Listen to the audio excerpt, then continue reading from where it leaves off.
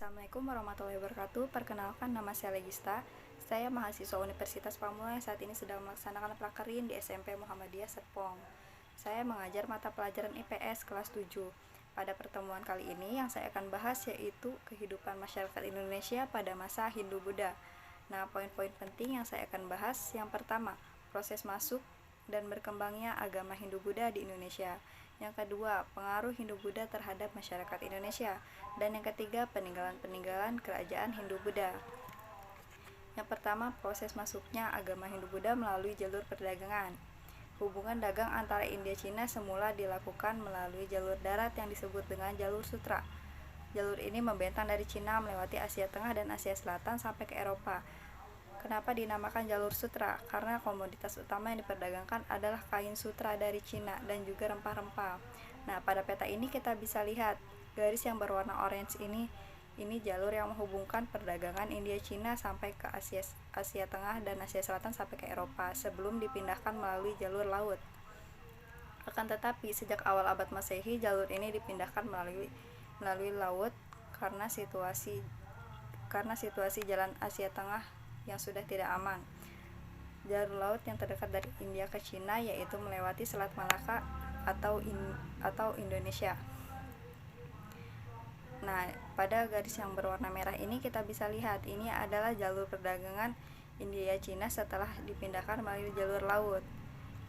Setelah jalur perdagangan India-Cina dipindahkan melalui laut, agama Hindu-Buddha mudah masuk ke Indonesia karena perdagangan ini melewati Selat Malaka Indonesia. Nah, yang kedua, teori masuknya pengaruh Hindu-Buddha di Indonesia. Masuknya pengaruh Hindu-Buddha di Indonesia diperkirakan sejak abad kedua Masehi. Ada beberapa pendapat teori yang mengemukakan tentang masuknya kebudayaan Hindu-Buddha di Indonesia. Yang pertama, menurut teori Waisya, dikemukakan oleh N.J. Crom yang menyatakan pengaruh Hindu-Buddha dibawa oleh golongan pedagang Waisya. Sebagian pedagang menetap dan menikah dengan penduduk asli Indonesia. Melalui pernikahan tersebut, kebudayaan Hindu-Buddha mudah menyebar dan berkembang di Indonesia. Yang kedua, menurut teori kesatria, dikemukakan oleh C.C. Burke yang menyatakan bahwa para kesatria India ini memberi bantuan kepada para penguasa pada pertikaian perebutan kekuasaan pada zaman kerajaan. Nah, sebagai imbalannya boleh menikah dan tinggal di daerah tersebut. Hal itu yang menyebabkan para kesatria mudah menyebarkan agama Hindu-Buddha di Indonesia. Yang ketiga, menurut teori Brahmana, dikemukakan oleh J.C. Chandler yang menyatakan bahwa agama Hindu-Buddha dibawa oleh para Brahmana yang datang ke Indonesia atas undangan para kepala suku. Nah, sehingga mereka tertarik dengan agama Hindu. Nah, yang keempat, menurut teori arus balik yang dikemukakan oleh F.D.K. Bush yang menyatakan bahwa banyak bangsa Indonesia yang sengaja datang ke negara India. Mereka datang ke negara India sengaja untuk berziarah dan belajar agama Hindu-Buddha. Nah, setelah mereka kembali ke Indonesia, mereka menyebarkan agama tersebut kepada masyarakat Indonesia. Nah, yang terakhir ini menurut teori Sudra, dikemukakan oleh von Weber yang menyatakan peperangan yang terjadi antara India dan golongan Sudra menjadi orang buangan dan kemudian meninggalkan India dan mengikuti kaum Waisya dan berperan dalam penyebaran budaya Hindu Indonesia. Nah, yang kedua, poin yang akan kita bahas yaitu pengaruh Hindu-Buddha terhadap masyarakat Indonesia. Masuknya pengaruh Hindu-Buddha ke Indonesia telah membawa perubahan dalam berbagai aspek atau bidang kehidupan masyarakat Indonesia, di antaranya bidang pemerintahan, bidang ekonomi, bidang sosial, bidang agama, dan bidang kebudayaan. Nah, yang pertama yang kita bahas yaitu bidang pemerintahan. Sebelum kebudayaan Hindu-Buddha masuk ke Indonesia, masyarakat dipimpin oleh kepala suku yang dipilih oleh anggota masyarakat itu sendiri. Setelah masuk budaya Hindu-Buddha ke Indonesia, kepala suku digantikan oleh raja seperti di India. Raja ini didasarkan turun-temurun. Raja dianggap memiliki kekuasaan yang tinggi. Nah, yang kedua, dalam bidang ekonomi. Sejak terbentuknya jalur perdagangan antara India, Cina, dan sebaliknya, yang sebelumnya kita sudah jelaskan, jalur perdagangan ini yang mempengaruhi agama Hindu-Buddha masuk ke Indonesia. Nah, kegiatan perdagangan di Kepulauan Indonesia ini berkembang pesat semenjak jalur perdagangan ini dipindahkan ke laut melewati Selat Malaka Indonesia. Kemudian muncul pusat-pusat perdagangan yang akhirnya berkembang dan menjadi pusat kerajaan Hindu-Buddha. Yang ketiga, bidang sosial. Pengaruh Hindu-Buddha ditandai dengan munculnya perbedaan antara kelompok masyarakat yang dikenal dalam sistem kasta. Di antaranya kasta Brahmana, kasta Ksatria, kasta Waisya, dan kasta Sudra. Kasta Brahmana ini mereka ini pendeta, mereka menduduki golongan pertama. Kasta Ksatria diduduki oleh bangsawan prajurit, mereka menduduki golongan kedua. Kasta Waisya mereka diduduki oleh pedagang dan petani yang diduduki oleh golongan ketiga. Sedangkan kasta Sudra ini rakyat biasa menduduki golongan terakhir.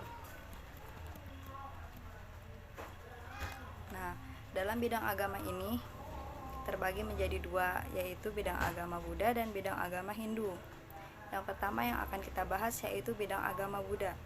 Sebelum masuknya agama Hindu-Buddha di Indonesia telah berkembang kepercayaan animisme, dinamisme, dan percaya terhadap roh nenek moyang.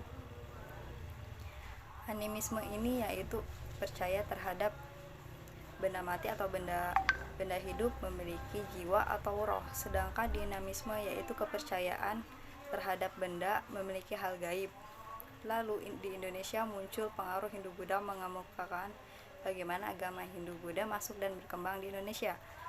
Dalam ajaran agama Buddha terdapat 3 unsur utama yang disebut Tridharma, yaitu yang pertama Triratna, 3 mutiara yaitu Sang Buddha. Yang kedua Dharma, yaitu ajaran Sang Buddha.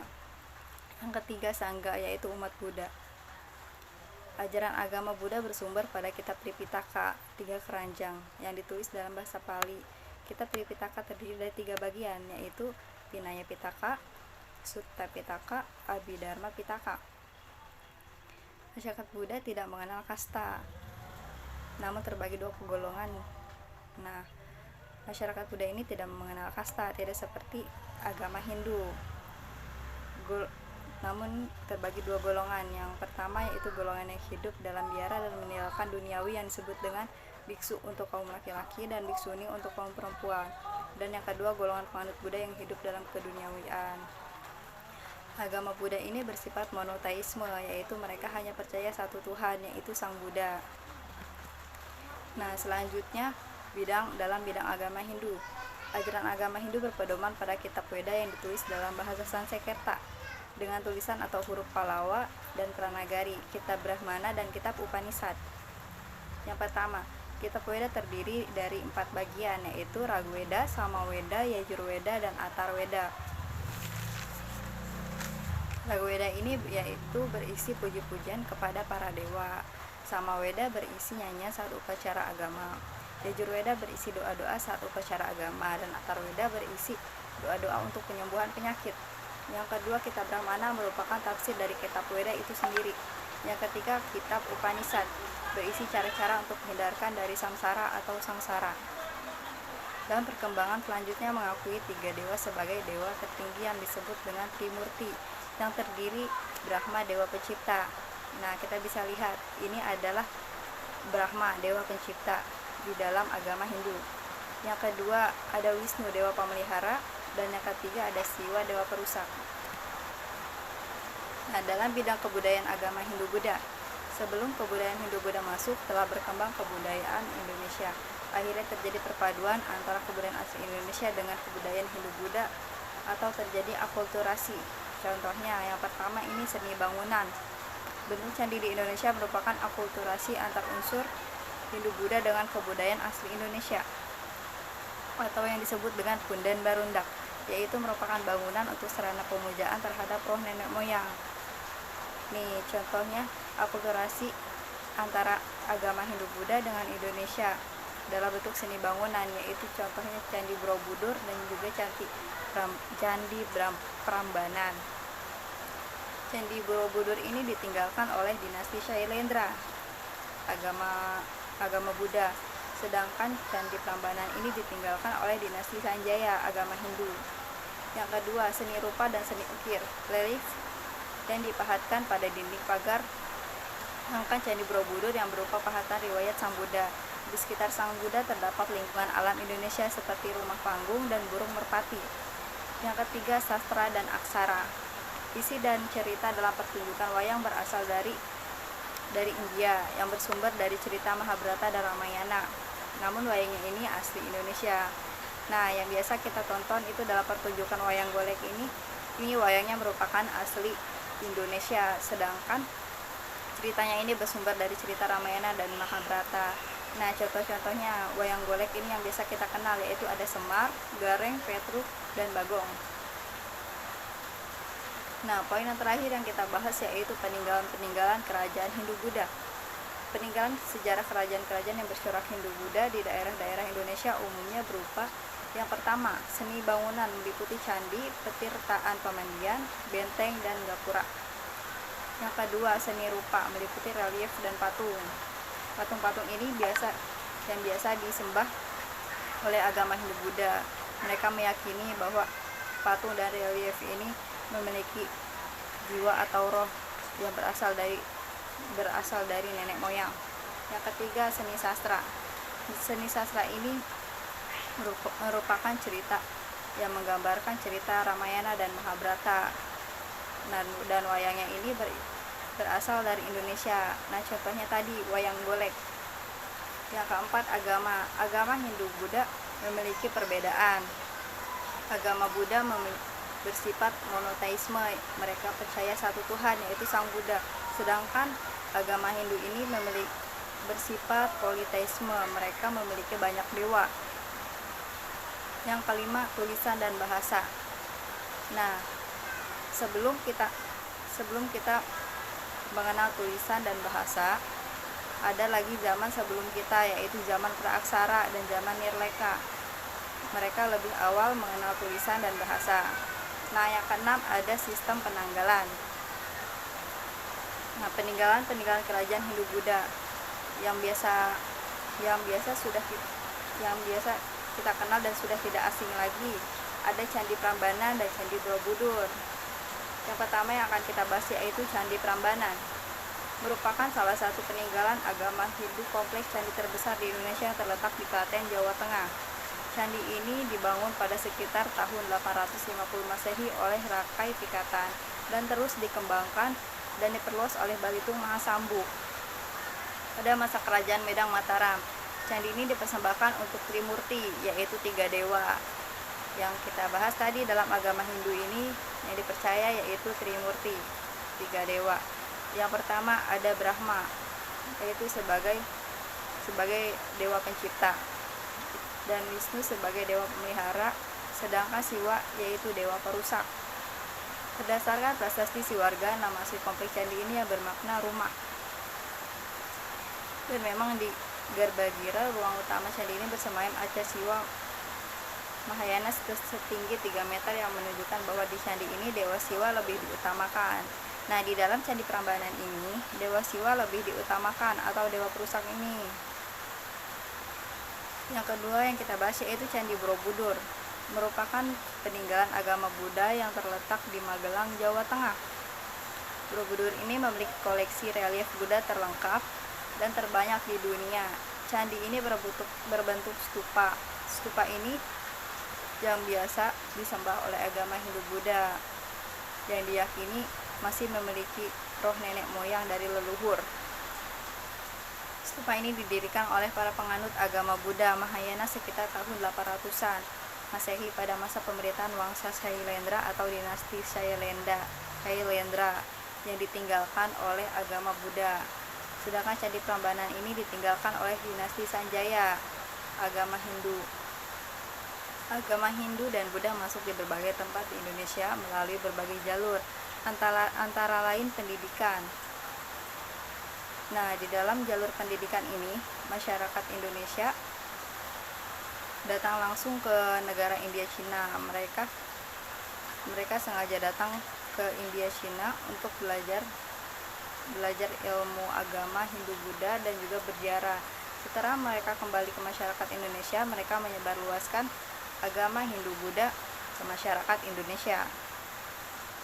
Nah, yang kedua ada jalur perdagangan. Jalur perdagangan ini yaitu yang menghubungkan negara India Cina melalui Asia Tengah dan Asia Selatan sampai ke Eropa. Melalui jalur perdagangan tersebut, agama Hindu Buddha mudah masuk ke Indonesia. Agama Hindu berkembang lebih dahulu, namun untuk beberapa waktu Indonesia pernah menjadi pusat pendidikan dan pengetahuan agama Buddha yang bertaraf internasional seperti di Sriwijaya. Nah, kita bisa lihat gambar dari Candi Borobudur dan Candi Prambanan. Nah, demikian ilmu yang saya sampaikan. Semoga bermanfaat. Wassalamualaikum warahmatullahi wabarakatuh.